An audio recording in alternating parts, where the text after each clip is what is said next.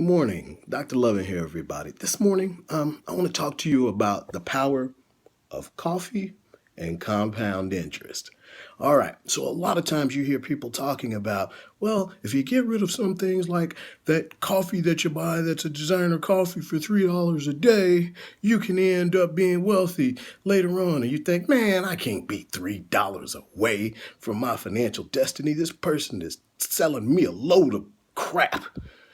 The truth is that with the magic of compounding interest, which is where you start to earn interest from day one on the principal or money that you put in, plus you continue to earn interest on all of the earnings that continue to develop in the account, it's pretty darn possible to achieve a large sum of money over a pretty decent period of time without having to put that much money in.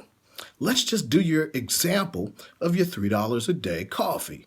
All right, so you take your $3 a day, and instead of going and buying coffee with it, you take that money and you put it into a sock drawer. Not your wisest investment, but whatever.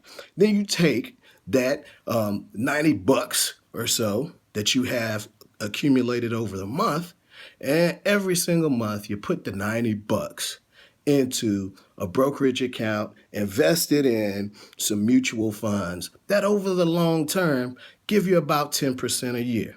All right. You're like, okay, that nothing about that sounds all that spectacular.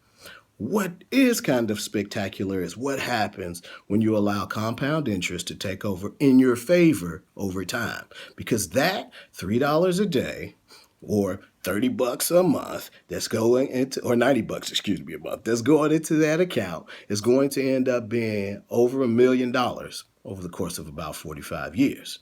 Now ask yourself, is that cup of coffee worth it?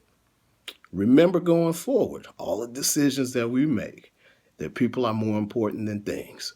And that when you are deciding what things you want to do, think about how it's going to affect the people that you love and the life that you live.